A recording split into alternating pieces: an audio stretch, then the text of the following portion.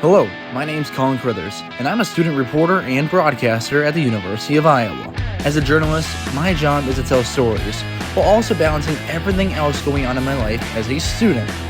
But no one tells our stories. So, my goal is to tell the stories of the student journalists, broadcasters, and storytellers all across the country. Let's walk the student beat. Welcome in. Today we're walking the student beat with Griffin Barfield of Clemson. Griffin, how are you? Doing pretty good. How about you, Colin? Pretty good.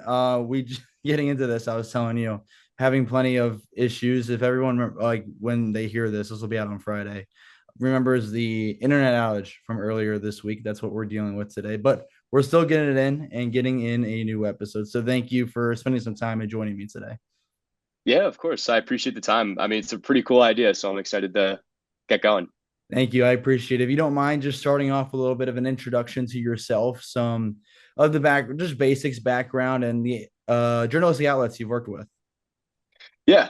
So again, my name's Griffin Barfield. I'm a senior graduating in December. I go to Clemson University. Originally, I'm from Oceanport, New Jersey, otherwise known as the Jersey Shore. But I recently my family moved to Myrtle Beach, South Carolina. So that's where I call home now. Journalistic outlets. Currently, I'm the sports editor of the Tiger newspaper, Clemson's student newspaper on campus since 1908. In addition to that, I'm also the associate beat writer with Clemson Tigers on SI with the on SI franchises right now. And then I'm planning on becoming a full-time writing with them after December. I do some writing on campus for different on-campus internships. And then if this counts as journalism, I help run Barstool Clemson for Barstool Sports as a vice writer. Hey, I think it counts as journalism. Absolutely. Yeah, anything coverage works. Any sort of media, I think, works, right? Most definitely. Well, I want to dive into each of those, but first, I want you to kind of tell me how you got into sports journalism. What was it that, if you can remember back to the moment you realized that's what I want to do, what was that moment? Most definitely. I think so. I didn't really know what I wanted to do going into school. I knew that it wanted to be something communications related. I knew how to speak well. I knew how to kind of be well in front of audiences. In high school, I was actually a film student for a long time, and then I also did theater. So I had that presence. I was able to be able to kind of tell stories and do that type of things. So I knew that I wanted to have some sort of background with those two things. And then I've been a sports fan for as long as I've had consciousness for that, as long as so some of my greatest memories have been watching sports with my grandfather when we're, having dinner together or, doing stuff like that. So I knew that I wanted to have some sort of sports relation to it. So I guess tying all three of those things together, I think ended up like this. So at Clemson, there's something that all freshmen have. It's called Tiger Prowl. It happens at the football stadium, and there's just it's kind of just in the bowl, and there's just clubs everywhere, and that's kind of how you get to know all the different clubs on campus. So I think I was examining the part of the Tiger, the student newspaper's stuff for a little bit, and then the sports editor ended up coming up to me, and he's like, kind of getting to know me a little bit, and he's like, "What have you done with sports? Are you interested at all?" I'm like, "No, do you mind telling me a little bit about it?" And he's like, "We can get you into sports broadcasting, analytics, anything that you're trying to get into with that. This will be a really good kind of springboard to help that all out." And I guess the rest is history there. And I started getting a bit of a love for it. I grew up playing soccer, so Clemson men's soccer was the main thing that I began to cover first. And I really liked being able to tell stories about the team and different players, and being able to know them on a personal level was really cool to me. So I guess that's where it all started, and I've stuck with the Tiger, and then I was able to kind of pick up different internships along the way, and I guess that's kind of how it's got me to where I am today. Yeah, it's amazing. I like the last thing you kind of touched on there, just loving to tell the stories. I think recently it kind of sunk into me. Like I'm evaluating again, like, all right, this is what I want to do, right? And I realize it is that story aspect that's so much fun. Most definitely. I think you're able to kind of touch a lot of lives that you don't know about. And I think it's really cool to kind of talk about stories that aren't really talked about. Obviously, being at Clemson, football is kind of the cream of the crop. But I've been able to talk to a lot of different people on different teams, even alumni. I was able to kind of sit down with the national championship goalkeeper from the 80s from Clemson. And it was just really cool to kind of get to know him. He had stints in the United Kingdom playing soccer as well. So it's cool to hear those little pockets of information, and then you're being able to tell the story with kind of like your own creative style. And I think that's really cool. Yeah, some of the alumni can be so cool. I don't know if you grew up a Clemson fan. I grew up an Iowa fan. I'm from Cincinnati, Ohio, by the way, so I'm not from here, but I grew up an Iowa Okay. fan. And there was a story I did where last year for the men's basketball team, three of the players, all their dads played at Iowa as well. So I was able to get in contact with all their dads and like basically tell their story from their time being there and watching their own kids play there as well. I don't know if you grew up a Clemson fan, but Yeah, I grew up a Clemson fan. My dad's from South Carolina. He's from right outside the Charlotte area. So we spent summers down here. That's kind of how I got my to Clemson story. But I've had family that have gone to Clemson, been Clemson fan, Clemson alumni. So at least with my dad's family, it's either you're South Carolina or Clemson. I chose Clemson.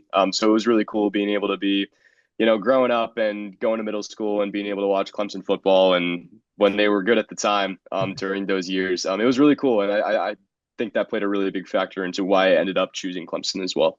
and say the mid to late 2010s were probably so exciting for you. Yeah, they were. It was fun. I wasn't really outspoken about it. I was just really close with my dad about it, and anytime they were playing, we would watch. Very frequently that those Wake Forest, all of those. But I guess that kind of just again brought kind of the passion that I like this, and even if I didn't start in college football, I mean, it's just really electric. I'm sure that you can say the same with any sort of Iowa athletics. Oh yeah, no. Right now in the fall, our women's soccer team, our women's field hockey team are pretty good, and those get a lot of fun. So like right now, well, at the point that we're recording this, it's probably like just now getting adjusted, but like the women's soccer team's like fifth in the country. They're probably gonna move down a little Wow. bit, but that's a lot of fun to watch and cover. Because I didn't grow up like much of a soccer fan, but I've grown to love soccer here and learn the game, which I think is cool as well. Yeah, I think that's another cool aspect is that based off of how like what schools like what like you can kind of like change your perception on it.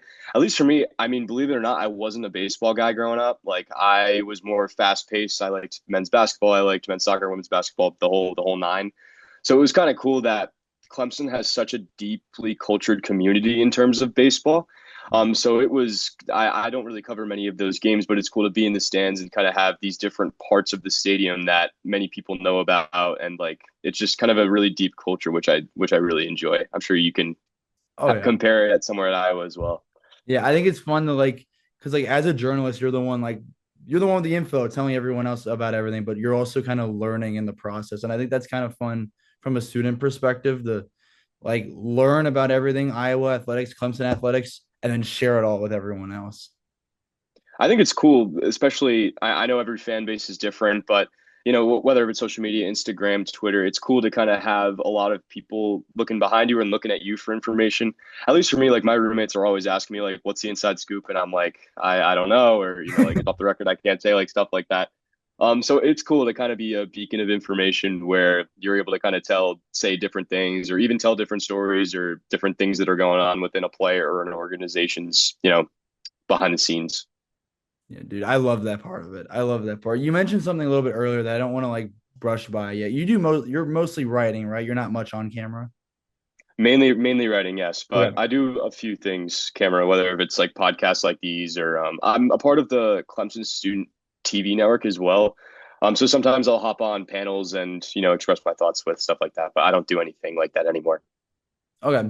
So, because you mentioned like taking theater in high school and everything, and I've taken like a few theater classes in high school, and I took one in college so far. I haven't been able to get another one in my schedule, but I know like I'm doing mostly like the on-camera broadcast side of it. It actually has really helped me, and I don't know if that's the case with you as well, or if it translates to writing at all. I think it translates to writing a little bit. I think something that I'm going to be moving towards in the future is trying to do a lot more things on camera. So it's kind of cool, at least for me. I mean, doing theater in high school, I mean, you were acting out some interesting characters and you were able to kind of put your own spin on it. I think you can do the same thing with this. Like, obviously, you're watching the big broadcasters or the analysts or the sideline line reporters. So that's kind of like your basis, what you need to know how to do. And then, like, once again, you're able to put your own style on things. And I'm sure that you have your own little sayings, your own little things that you would do as well throughout your broadcast. So it's cool because that's kind of ends up being your personal brand. And I think a lot of people underestimate the value of that because if you're able to, be able to wrap people in with, a certain quote or a certain phrase or a certain saying that gets people thinking about it, I think it's a really cool thing to be able to have.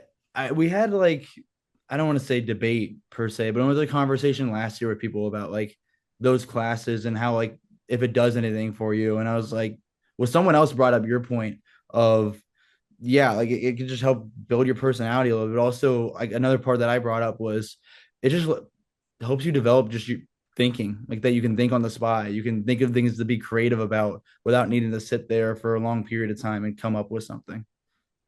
Yeah, improvisation is so important because so many things are changing in the world of sport. I mean, you can even it kind of even moves on to stories as well. Like sometimes if you're writing a story and then there's a really late comeback and you already have the story ready and you're trying to publish it out right when the game ends, you're like, oh shoot, I gotta flip this thing around, change it, do this, that, and the other. So I think that that was probably one of the main things that theater taught me was that it was you're able to think on the spot and think of changes on the spot that either represent your brand or represent whatever you're trying to end up accomplishing, which I think is a really cool thing. No, absolutely. I'd 100% agree with that. Now, you also mentioned being the sports editor now a little bit. So let's go back on that real quick. Mention again who you're sports editor for, what that role kind of looks like. Yeah. So I started with the Tiger newspaper. This is I've kind of worked my way up. I was assistant sports editor for I believe 3 semesters, and then I've been sports editor for the last 2 semesters. So that entails so I have 3 editors under me, and then I run a senior staff of 12 reporters plus contributors. So those are people that can't provide a weekly article, or they're on and off, and they have other commitments that they need to tend to. So generally, I run about, I would say, between 18 to 20 reporters, both on and off, whether they're editor, contributor. So what that consists of is we do a bi-weekly print issue every 2 weeks. So what that entails is that I pick between 6, 7, 8 stories during those periods, and then I get them polished. I have to do wireframes, so I have to work really closely with Adobe InDesign. And then I'm working really closely with the other parts of the newspaper. So the arts and entertainment section, the opinion section, the news section.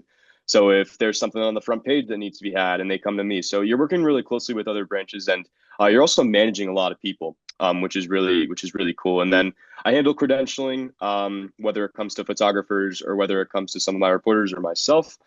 And then at the same time, I'm also kind of just leading a group, working with AP style workshops or working with articles or working with one-on-ones. So personally, you're working very closely with a bunch of different people, and you're also working really closely with the athletic administration. You're working really closely with kind of the editor in chief and the associate editors with what you need to do better. So a lot of different hats that I have to put on for the role, and unfortunately, I'm kind of easing my way out of the role over the next 2 weeks because of elections are coming up and I'm graduating. But I would say probably out of everything that I've been able to do. Um, as a student journalist, I'd say the Tiger has been the most rewarding that I've had so far, which is great. I was an ass out of all of that. What's been your favorite part of the job? I think my favorite part of the job is being able to, again, kind of being able to be that beacon information for the students, being able to hear all those types of stories and information. And, a lot of people are going to be asking about press conferences and what they said, and you're able to write that out and say, hey, this is what's happening. Or you're also able to put some cool stories out, especially if they're printed stories. So the story about that alumni who was the goalkeeper for the national championship team, it was able to be a feature story, and a lot of people were able to pick that up, and it's really cool to kind of see the fruits of the labor with that. And then I learned a lot, probably graphic design. I didn't really know a lick of anything when it comes to graphic design or Adobe. So I think being able to grow with that has allowed me to get more versatile. But if you're asking me for something that's fun, I'd probably say going to the events and kind of being like, man, like I was able to go to the kind of namely, I was able to go to the college football playoff last year when Clemson played at Texas in Austin. So that was cool. Being able to go to March Madness, unfortunately last year, which was fun nevertheless. So all those, I think traveling was the most fun, most rewarding. Getting to go to some of those places are so cool. Like I went last year. Now my voice was sounding like this because I had gotten like I lost my voice the night before. I lost my voice this weekend at the Iowa Penn State game. I don't know if you saw the result of that game, but Congratulations, by the way. thank you, thank you. That's one of the few games I've gone to as a fan. So I went all out. I screamed my head off and was celebrating. So that's why my voice is like this right now. Just clarification, but no, I think last year I went to like the Big Ten men's basketball tournament, and that was super cool. Just to sit there and just enjoy some. Like I'm a big basketball guy, so just to be able to watch some basketball and then also be like, oh, this is my job too. Like I get to go tell the story about what happened here. I think it's awesome. Yeah, last year I went to ACC tip off. And like it's so cool because I was only what 20, 21 years old, and I'm able to be kind of treated like the rest of these it's kind of these credentialed media who have been working in this field for 10, 20, 30, even 30 plus years. So it's cool to not only do have that sort of recognition, but you're also able to learn so much. How are they asking questions? How are they shaping their stories? So I think another thing is I've just been able to form a lot of really close relationships with some of those professionals already, and I've been able to learn from them really well and just kind of take different parts of each person's craft and kind of learn from it. And it's really cool. I'm sure you feel the same. Oh, absolutely. Yeah. Do you have a favorite, I guess, location you've been to? Is it like ACC tip off? Is it college football playoffs, or is it something different? I would say probably the coolest thing. I would say the coolest place I went. I went to Providence, Rhode Island for that March Madness tournament, which was cool. It was in the middle of my spring break. I was in Savannah, Georgia, and I saw the selection. I'm like, I'm buying a ticket. Like, I'm going. Like, this was my dream to go to a March Madness game. I would say probably under the radar. Last year I went to Clemson, Georgia at Mercedes-Benz Stadium. So being able to go in an NFL stadium and they give you on-field access, and there was like the college game day, like the Skycam camera when they were interviewing both Kirby Smart and Dabo Sweeney. So I'd probably say that was the coolest because like at the point it was a top 10 matchup. You're like, man, like I'm really here, and I'm going to be watching like at least what I thought was going to be a good football game. But it's just cool to see all that stuff. I would say Atlanta for sure. To just go to that game. That's Mercedes Benz looks so cool, by the way. Like I'll admit, being from Cincinnati, I'm a Bengals fan. I've been to Paycor Stadium where like their home field 2 or 3 times, and it was mostly when the Cincinnati Bearcats played there just to watch a college Mhm. football game. I've outside of that, I've been to like the Titans Stadium, like Nissan Stadium. That's it. That's it. I have not watched the Bengals regular season game at home, so I Really? guess I'll talk to myself a little bit. But Mercedes Benz looks awesome. Like that place looks awesome. It's cool because it's indoor and it's a really cool area. It was also a neutral site game is really awesome because you're able to see the different types of tailgates, and they're Georgia and Clemson kind of just that was kind of like the central point. So you're able to see the Georgia tailgates. What are they doing? What's their culture like? And then you go over to Clemson's and you're like, oh, this is what I'm kind of used to. And it was loud in there. I'm sure it's probably because it was indoors, but the bands were incredibly loud. It was just an overall loud environment. I would love to go back, even for an NFL game. It doesn't even have to be for a college event or anything like that. I just want to go again. I gotta I assume they built part of it to try to be louder, especially with it being inside. I would assume that's probably how they did that. I'm sure that's definitely a factor. I mean, I'm trying to think. I think it was like Minnesota was the other indoor one, and I know that they're like notoriously loud. So I'm sure that was definitely a factor. Oh yeah, like I've never watched. Yeah, I'm making sure I don't say something that's wrong. I don't think I've ever been in person to watch a football game inside, like in a dome. Was it like did it feel weird at first or? I think it felt weird, because I'm always trying to adjust my attire based off the weather. If it's like a basketball game, like you're throwing on a coat, or like I went to the ACC championship last year, I was in gloves and like I had like a turtleneck underneath my blazer and whatnot. So it was cool, especially with it kind of being at the end of August. It was going to be hot, and it was pretty much good time. I mean, I was completely comfortable the whole time. Like I wasn't sweating, I wasn't shivering. So guess it works out in the end. I would say so. Take advantage of it while you can. We get that up in Iowa too. If you could imagine, if you could imagine the weather up in Iowa City, it's now starting to switch immediately from summer to like end of fall already. Wow. Yeah. Okay. Yeah, it was 45 degrees this morning, and that's like it's bad. It's bad here, but what can you do? Maybe I shouldn't say anything then because I think it was like not that it was too much of a difference, but like 48, 50 degrees this morning. So like we were a little warmer. But Really? Okay. see that The confused. thing is, Yeah. the thing that's so difficult at Clemson is that like the temperature changes like 25, 30 degrees. Like I mean, I think, yeah, it's 75 degrees or like something here. And it was 48 this morning. Like so impossible to kind of plan your attire, especially if you have like an early morning class, because like by noon you're going to be sweating on your way back to your car or on the bus, or it's so strange. I think at this point I've learned to like leave space in my book bag just for clothes, like the change it, or like I guess right now it's like to take my sweatshirt off middle of the day and just leave it in my book bag. Or like a few weeks ago, it was to bring just some sort of sleeves with me. I've learned at this point, even when going to cover games, I gotta pack more than like one change of clothes. Definitely. I would say layers are key. I think that could transcend anything that you're trying to do. It's definitely important to have like an extra hoodie or something like a pair of shorts, whatever it might be. The student journalist life, we figure out any way to make it work. We figure out any way to make Uh, exactly. I'm sure that you've had those long car rides to try to attend games. It's an experience like no other. Of course it is. I want to ask too, because we are bringing out stories that were cool, and you brought up the story about the former national champion for the soccer team. Is that your favorite story, or is there another one that stands out to you? I would say that one was my favorite. I mean, kind of staying on the men's soccer type track. I was able to go to the College Cup 2 years ago when Clemson won the national championship in men's soccer.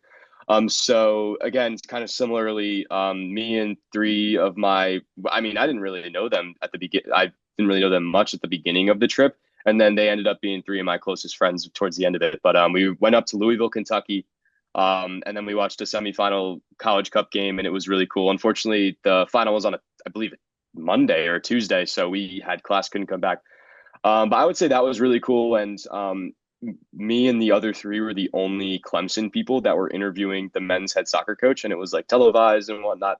So it was kind of cool to be able to just to like pass the mic between the four of us and just rattle off questions to him. And the men's soccer head coach is such a cool and chill guy, so he's always happy to answer as many questions as possible, and he knows this now, which is pretty cool. That is awesome. It's always better when the coaches are like just chill and like they understand what's going on. That's did you expect to be like the only three or four guys in that room afterwards?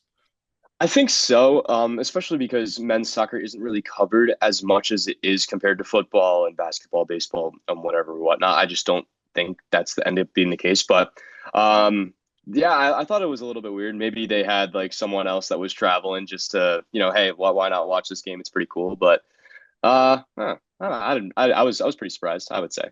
No, fair. I remember again the men's basketball tournament, the Big Ten men's basketball tournament.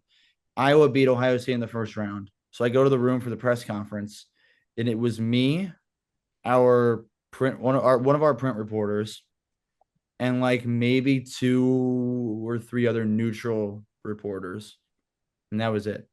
So it was just me and like this other guy that I knew that I was there with, just trading off the mic, like you were saying, just going back and forth and back and forth. I'm like, I was basically scrambling for questions at one point. I'm like, I want to keep him here. I don't want him to go for and after like 5 minutes, but I don't know what else to ask. I've asked like 12 things. Right. I think it's a cool part too. Sometimes those like press conferences that like are only like two or three people, and like you're like, if I don't ask a question, like what am I doing? So it's cool to kind of be able to like, all right, like I gotta ask something, like I'll ask, just rattle off some stuff. I've been there, that's for sure. Oh yeah, no, they're fun though. I don't mind asking questions and everything. 'Cause I know one thing that it's even come up on this podcast even is as a student growing into being comfortable asking questions can be a little bit of a process for some people. Definitely, at least for me, that was a very long process. Because like I consider myself someone that like I want to ask the perfect question, and I want to be able to, touch all bases, and I want to make sure that other reporters are like, all right, that's a good question. So again, there's a learning curve, and you kind of just run your own race with stuff like that. But with me now, it's kind of like one on one. Like I'm able to be like, okay, like I know what I'm doing. Like whether it's player or coach, just be like, I have questions in the back of my head every time now, which is good. It's nice to get in that rhythm. Just that, like, I walk into something like, well, tomorrow morning I'll go to Iowa Football Media Day, and I'll be like, I didn't prep too many questions, but I know what I would want to ask. Like, I feel comfortable enough to figure out, like, all right, I read about the team they're gonna play and ask these type of questions, and yeah, that was a process and a half for me too. Just it was the same thing of like, I don't want to embarrass myself in front of these other reporters. I think that's again kind of going on a different part of time. Like I think it's cool that you're able to not only know this team, but like tendencies and what to ask and what interviews are going to end up being like, and like even kind of looking at the other, you kind of know what you want to ask other coaches or players about their other teams at that point. So again, it's just a long process. I think that many students just are going to end up having to do, but it ends up being very rewarding because the depth charts, the rotations, every single recruit and every single freshman that are coming onto campus. So you're kind of just again, like a beacon of information. Yeah, trust her. You gotta have some confidence in yourself, you know? Most definitely. Most definitely. I think a lot of, especially student journalists, I think they know a lot more than what many people think. Again, like the term student journalist, it really depends on I know that there's mixed opinions and mixed feelings about it. But at the end of the day, you're there to learn. I think that's the most important thing. Everyone, mostly, not all, are getting paid to be there. They're just doing it for the experience and they're doing it for the love of the game. So I think confidence is key, regardless of what you're doing, and I think especially in front of the camera, and whether on the radio, podcasting, broadcasting, it's going to be important regardless of what you're doing. You brought up the term student journalist being a little like some people have different opinions on it. Can I ask about yours about it? Yeah, I think being a student journalist, I think it's imperative if you're trying to get into the industry. I think it's just being someone that is really curious about how things are. I think there's just so many different definitions, and I know that you've heard so many different definitions. But I think a student journalist, kind of at the core of it, is saying yes to anything and any opportunity that you're able to have. And you're only here for so long that you're just trying to get as much information, as many stories, as much of a kind of like a repertoire under your belt before you can't use that term anymore, and you're kind of looking for a job. So I think again, you're just like making sure that you're understanding and you're picking up just kind of how a regular journalist works, and you kind of just add on the classes in addition. Like I've heard so many people that after they graduate, they're like, this is so much easier because we don't have an exam to study for or no classes to attend to, so we can't go to a press conference or look at an article. So just some food for thought up my end. That's what I've had to tell myself that for so long of just breathe. Remember when college is done and classes are over, this will not feel so overwhelming at times. I think at times it can feel overwhelming. It's like, all right, today I got to go there, and today I'm gonna like tell this story. I guess is more spoken word on my end. But then also I have three classes this day, four on this day. It can build up on each other. I mean, I want to ask you. It's one of my kind of core questions for this is how do you balance being a journalist but also being a student? I think time management is huge, and I think that's the most important thing. And I think again, another thing that you have to do is make sacrifices. At least on my end, an example of that is for the first time in 6 semesters, I have an 8 a.m. this semester. That's because the only time I would have the class is the Tuesday, Thursday. I don't know how Iowa does it with classes, but it's like the Monday, Wednesday, Friday, and then like the Tuesday, Thursdays are the okay, cool. So I had to take on the 8 a.m. because I wanted to make sure that I would be able to attend Wednesday morning interviews, or I would have more time to write stories on Mondays instead of going to class on Mondays. So I think manage your time is huge. Limiting kind of like that useless time of doom scrolling.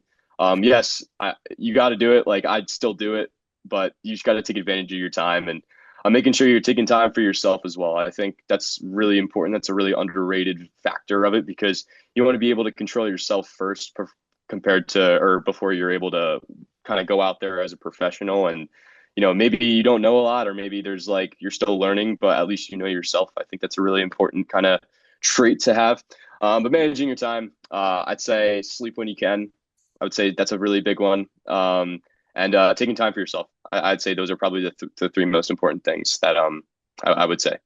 Those are all extremely underrated. I remember like freshman and I guess also sophomore year of high school, I took a leadership class, and one of the biggest things we always stressed on was as much as you can learn and know, me time or just like taking time to like just breathe is vital to whatever direction we go in life. It was like no matter what, as long if you're not comfortable with yourself or with the time that you have for yourself, you're not going to be comfortable with anything. No, I think that's a really, really powerful statement. Like you got to take time for yourself. Like this is a industry that's tough. I mean, regardless of what you think sports are sports, but like you got to grind for it. Especially if you're trying to get into the field. I mean, that's kind of what this podcast is all about. So you're just trying to like you just got to make sure you're taking time for yourself, even if it's like going to the gym every day for an hour or, going for a run or, journaling or, anything like that to kind of either clear your mind or set something apart. Like, okay, this is work me. How about personal me? What am I doing to just get better as a person, not as a journalist or a broadcaster or anything in sports media? What do I need to do? There's another side to all of us, I promise. It's not just all the stories we put out there on Twitter and everything. We're real people too. We're real people. No, I completely agree. I completely agree. We're all human after all. So I think that's a really important thing to keep in mind. Absolutely, it is. I'm glad you brought that up because it is really important and it's a great thing to discuss, especially just because it's not only an issue for the professional journalists, it's an issue for students as well. And we treat it serious. We treat it serious on that end. I'd say so. We have our fun at the same time. We're professional when it matters. Oh I, yeah. I would say that. Well, speaking of, I want to also move on to Clemson on SI as well. Your associate beat writer there with that. So, how similar does that look with everything you're doing with the Tiger paper? Or just what's that look like? Yeah, I'd say it's a little bit different because now with that point, I again, it's just mainly writing. So making sure there's daily content coming out from my end, as well as other writers that are on the beat with me. But I would say something that's different, I guess, is you're really working for clicks instead of working for content. So for me, I mean, it's a paid job, but I get paid by how many page views I get or how many clicks I get. So it has taught me really like what are people looking for? What are people looking for with information? Because there's sometimes that I've written stuff and it's flopped completely and I've wasted 2 to 3 hours. But if the people are looking for a different angle or looking for something new that they haven't heard of before, because again, you're constantly competing with different publications that have had a grounded foundation for the last, I'd say, last 20, 30 years. So being part of like a newer company, that's kind of what you're looking for. And then I think the work ethic is really important as well. And even if it sucks that it's like 6 or 7 p.m., 8 p.m., and you're like, I lacking motivation, and then like you feel a lot better once you get out of piece, even if you have class assignments or anything to do like that. So I think that's really allowed me to kind of take the next step with what I've been trying to do, because I'm writing an additional story every day compared to what I've been doing for the last several semesters. So I think it's important, and it's taught me that like I can really work a lot and I can work under pressure, and I think it's important. Yeah, learning to work under pressure, I think is awesome, especially because in this one, I mean, there is that pressure a little bit, especially when you're working for clicks and everything. But I think most people, when they pick up something else, realize they can do so much more than what they think. I think for me, like in high school and everything, I was like, oh, I'll start with this or that. I can only do so much at a time, and I realized as I picked up more stuff, I was like, oh no, I'm capable of more. I'm capable to do this as well, and I'm capable of finding time for this. Definitely. I think, again, time management is probably the most important thing.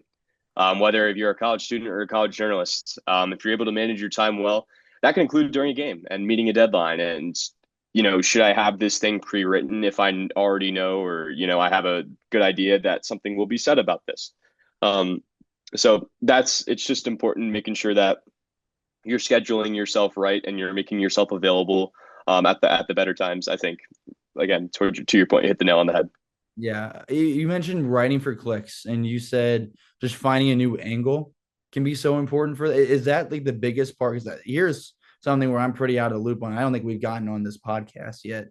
Is that truly just that side of it? That's what you're looking for, or is there different ways you found that getting clicks is like it's beneficial to get clicks? I think again, I consider myself like someone ethical. Like I do want to tell stories, but at the same time, similar to everybody, like I'm just trying to do my part and make sure that I'm growing as a writer and people are knowing what I'm writing about. So it can be as simple as, if people are taking one quote this way, how are you taking this quote the other way? Or how are you able to base a story around one specific quote that a player said that, other people aren't really talking about?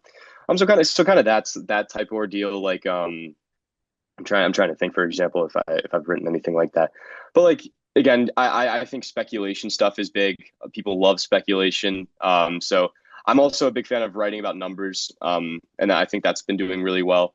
I was a math guy before this. I mean, I haven't taken a lick of math since, senior year of high school now.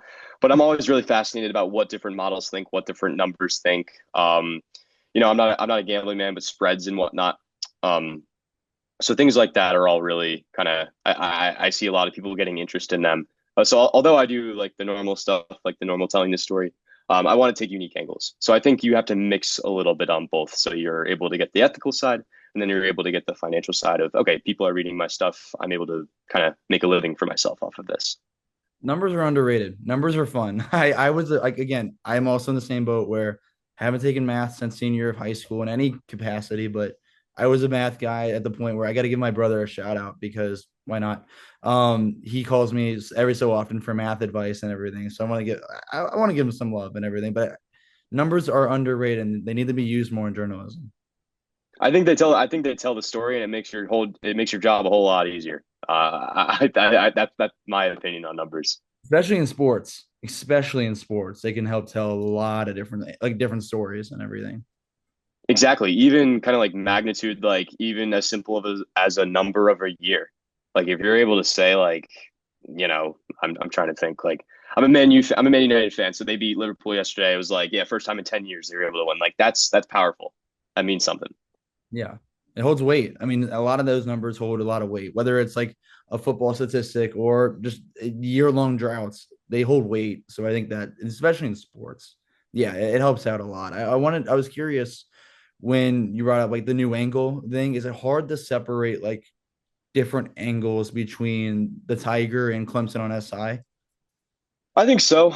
Something that I'm able to kind of do is I'm able to kind of separate myself with the two.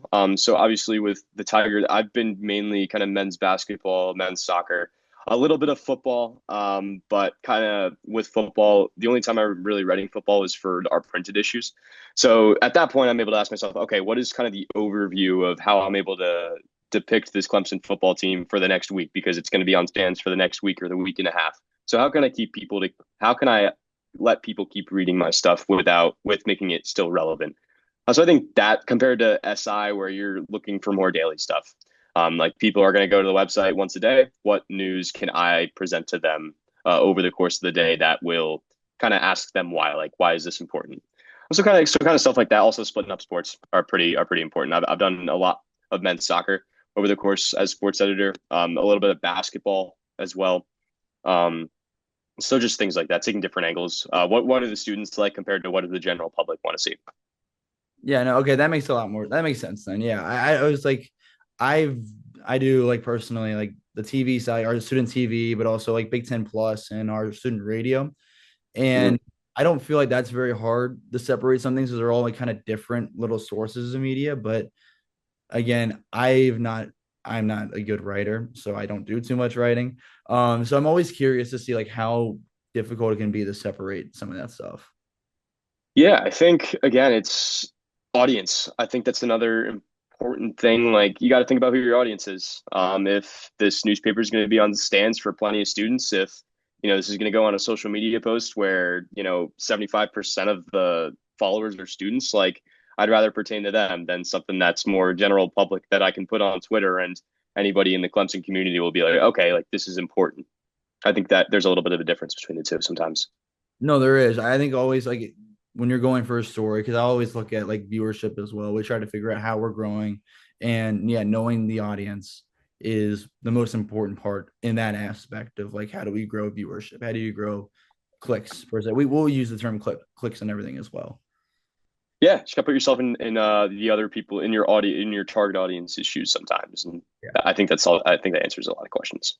Yeah, being at Clemson, I can't go without talking about a few things there. Obviously, like men's soccer is huge, but I want to ask about Howard's Rock and the tradition with the Rock and everything. Like I've never experienced it, never been out that way. Just talk to me about Death Valley, the tradition there. Yeah, I think that's one of my favorite parts about Clemson is the tradition. There's everything is regimented and everything stays the same during home weekends, and I think it's incredible. Like you wear orange on Fridays every Friday, and then now there's Tiger Walk where, everyone lines up to this runway where the buses are going to drop off Sweeney and the players. But I'd say Howard's Rock has been, I haven't been to many away stadiums, and I've watched a lot over the course, but I almost get goosebumps every time when they're touching the rock and they're running down the hill. I think it's so cool and like you know despite what kind of how we've been performing at home, it's such a cool tradition and it's something that is going to remain the same and that's something that stays constant. And again, I think that's important. But it's I've been to some really these the Clemson home games they're very legitimate. Like they're loud. They're some of the loudest that I've been to, whether if it's basketball or whether if it's football. It's just cool. I think like everybody should see it once in their life, because you'll get that feeling and you'll understand it when you're there. It's a bucket list item. That just being at a game there, it's a bucket list item for me. I think I'll always remember watching. This was years ago, but Clemson and Louisville face off Mhm. in Death Valley, and that was I wasn't like a big fan of either team, but I think I felt like I don't want to say goosebumps, but I could just feel like the hair start to rise. Like that was like just the build up of that game was one of the best in memories. Absolutely, absolutely. College game day was here my freshman year for NC State, and kind of when they were like lingering up at the hill, and the camera crews do such a good job of portraying like how big it is with like the hill run and being able to show the buses go around the stadium and then the hill run and then there's a cameraman following Dabo who's sprinting, of course. It's really cool. I would recommend if you're a college football fan. There are some big ones that you should attend to. I would say Clemson is definitely one of them, regardless of record, regardless of performance. I'd say anywhere. Get the Clemson. I think that's a top 10 tradition too, probably. There's no way it's not, right? Like I'd in say all I'd say probability. undisputed. Yeah. Yeah. Do you ever, okay, now just for fun, like, do you ever get scared that someone's gonna fall down the hill at all?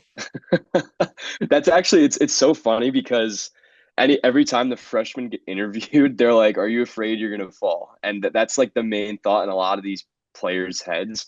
My one thing is that there is a student section on the hill. I've never been on the hill. I think that I should probably end up doing that. There's a few more home games. Maybe I do it for senior day, but it's steep.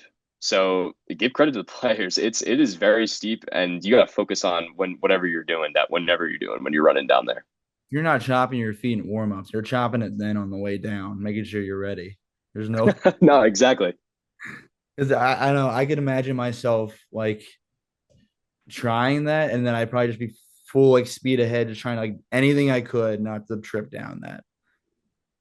Yeah, no, on the contrary, I think like I'd like over jump and like I'd be trying to like put my feet down. I'm like, oh, I'm still going, and just land on my face. I wouldn't be shocked if that ends up what I do if I ever do that. I can speak for myself by saying there's a reason I'm on this side of things now.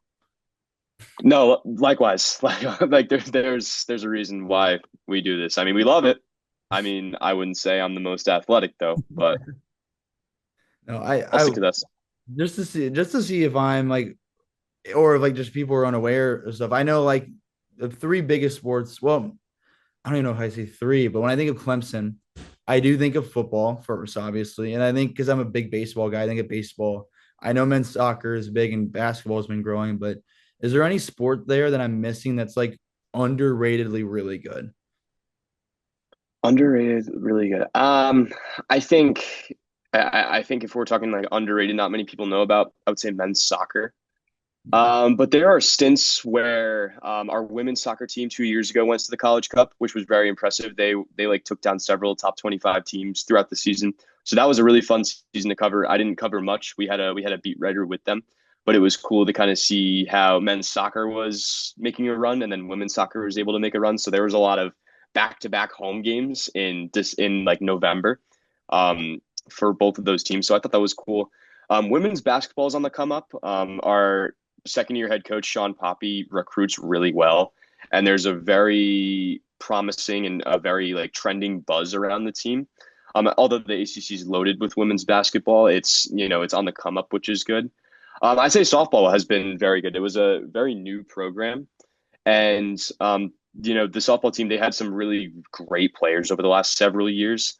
But I think they posted regionals. I think they posted a super regional. It's just been a matter of being able to get to the College World Series, which they haven't done yet. But the coaching staff and the players, they have the capability to do so. Once again this year. If you keep it close and everything, at one point, you've got to break through that mold, right, and make it. You would think. You would think. Exactly. I mean, you could say the same thing for the baseball team. They haven't made the CWS in 15 years, and they're now a perennial contender to make it. So it's just a matter of you got to win the games when it matters. They're good. They're good. They're fun to watch. They're fun to watch. I will say that from an outside perspective, they are very fun to watch. But I want to ask you, we kind of talked about it earlier near the beginning of this, but I want to ask you directly, if you were telling someone on the outside of this industry why student journalism and student stories is so important, what would you tell them? That's a good question. I'm trying to think. I think it's important because you're getting angles that I don't think any general reporter would receive. I think that yes, all reporters work together, but there's a very strong community among everybody where everyone's trying to help out each other with different types of contacts because you don't have that repertoire. You don't have the network at least for me, I didn't have the network that I had 4 years ago. So it's cool when you're able to like everyone's kind of helping each other out and they're getting giving the context with each other. Like that's one of my favorite parts about leading with Sports Editor of the Tiger is that there will be someone that's writing a story about a club sport, and then someone's like, "Okay, my roommate is in this club sport," and so they're like, "Oh, one of my good friends." So like, it's cool how everyone just really helps each other out. Not only the students help each other out, but I think the professionals help the students out as well as much as they can. And I could say the same for Clemson. Clemson does a fantastic job of the people that are covering the beat. They do a really good job of how they're able to spread information out and help them out, help the students out when they need to. It's a really cool thing. So I'd say the networking, and I'd say there's probably a lot of unique stories that come out that aren't as expected as just a group of kids just writing recaps and previews about different sports that are going on in the area. There's always that interesting angle that comes around. No, we still got some good feature stories and everything, but I like how you took it as an angle of like the community of journalism in general is very special. Yeah, I'd say that's probably been the most special part about me because even when you're going to away games like football, like sometimes you'll be in the middle of nowhere. Like, for example, like being in Rhode Island, like I was in the middle of nowhere, and you're able to find these different staffers that are working there, covering it for their respective papers or respective websites, and it becomes a family almost. And at least for Clemson, everybody helps each other out. At least yesterday, I was at there was someone that was he used to be a student here. Now he's a full-time writer with one of the websites around the area, one of the top ones. And I now go to his house and watch NFL sometimes, which is awesome. And shout out Grayson. He just does. Everyone just does a really good job of helping each other out and just finding that community. And sometimes I forget I'm a student journalist because you're with such a tight knit group of people, and I feel like that happens everywhere for some reasons. No, I would agree. I know that happens here as well. I just got a really good community of people, which is awesome and makes this so much more fun with what we do. And I know with what point you're at, graduating at the end of the semester, if you had a chance to go back and tell yourself, like as you're entering college, as you're getting into this industry, that you're at the point that you are right now, what would you tell yourself? I'd say yes to anything. Anything journalism or sports media related, because the amount of opportunities that I've received for just being like, okay, like why not? Like let's go to Louisville or let's go to a random football game, let's go to Wake Forest or whatever it may be. It ends up being some of the most rewarding. I think a lot of people fear the unknown with that, and sometimes you're able to see that with different writers or being like, do you want to do this? You're like, oh, I'm not sure. Anytime you're on the fence with something, just say yes to it because you have no idea the opportunities that may come. The network, you're going to create more people that are part of your network, and sometimes you can meet some of your closest friends. I think that's more important from a human standpoint. you're able to meet a lot more people, and you have the chance of meeting some of the greatest friends that you meet because you're sharing a really close interest. Um, so I'd say that say yes to anything because you never know where it could take you. Yeah, I think you are really sharing such a unique experience. I know like you've said it, I'll say it as well. I've met my closest friends up here through what I do, and just by being together constantly talking about the same stuff and having the same interests. It's like a free friend, honestly. No, I completely agree. I think, having clubs like that, and with Tiger Media, that's kind of been like the whole thing, the whole student media. It's awesome. And everyone's really helping each other out. And you're seeing where, at least for me now, like so when I started, I was a freshman. I was one of the only freshmen that was part of the sports section. And now I've been able to see where so many other people are going. And, at the same time, it's like I've been in rooms with you and I've been able to do stuff with you. And now you're, working for a publication or working for a team or, working for some other thing that, like, you know what, that's awesome. It's cool. When you're really thinking about it, not just from a network standpoint, but you're like, look at them go. Like, I'm sure you understand. Yeah, I do. It just the human aspect of like just seeing people succeed, seeing people that you enjoy being around, friends succeed, whether it's in journalism or not, is great. And especially with what we're doing, it's great to see like, all right, that's what I'm grinding for. It's what I'm striving for. And I see like that's the work that someone I know has put in, and now they're reaching their goals. Yeah, I think another thing, because I mean, we don't have a journalism school at Clemson. Most of us are communication, sports communication, that type of stuff. And it's honestly, sometimes a lot of people think of it as a joke here because you don't have to do all of the heavy lifting. Like most of my roommates one of my roommates is an engineer, political science, finance, this, that, and the other. So, but sometimes I'm the person that, hold on, excuse me 1 second. I didn't want that phone call going off. I apologize. You're all good. Um, But I would say like it's cool because you're putting in some of like the hardest work, and you're not even doing it for a grade, you're not even doing it for money, you're doing it just because for the love of the game. Like I just said. So you meet some of the hardest working people because they're trying to do exactly what you're trying to do, is get a job out of college. And it's really cool to see. It's always fun that again the part that I justify with myself is it's a dream, and it's like following and striving for something you almost like grow up. Like from my perspective, it's like I grew up thinking that this would be a cool job. Not didn't know if it was my first job, first choice or not. Didn't know what I wanted to do, but I grew up thinking like, yeah, that'd be a dream job, and now you have a chance to strive for it. Yeah, I'm a strong believer in doing what you love, and you wouldn't work a day the rest of your life. And the work that I do is tough, but I wouldn't trade it for the world. And I like if you like looking back, if I like had the choice to do it again, I would do it again because it's just so rewarding. And, sure, I was tired at that point. I was running on, 2 hours, 3 hours of sleep, but those are some of the best memories that you'll make, not only as a student journalist, but, at the school in general. Some of my best memories at Clemson have been my time as a student journalist. And I think that goes so under the radar, not only among other student journalists that are willing to take that next jump, but just other people in general, because it's truly such a valuable experience that it brings. Yeah, well, I'm gonna steal your words. Nail on the head with that right there. Nail on the head. But with everything we're doing, we brought it up. You're trying to get more views, trying to get more eyes on your work and everything. So an opportunity for you here to kind of plug yourself in your work, an opportunity for people to go check out where they can find more of your work after they listen to this. Yeah, so the tigerscu.com will be where you can find everybody's stuff from the Tiger Student newspaper. You can go to staff, you could find my name. It's very easy. I think it's a pretty simple interface.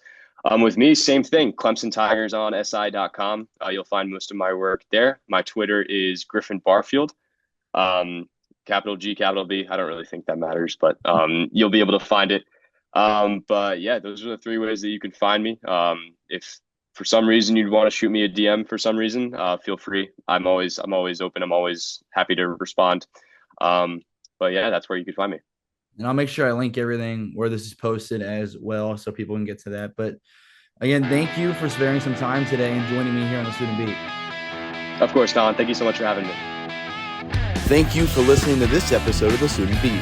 As we heard, Griffin is about to make those next steps in his career, so you want to follow him along for all the cool stuff that he's about to do.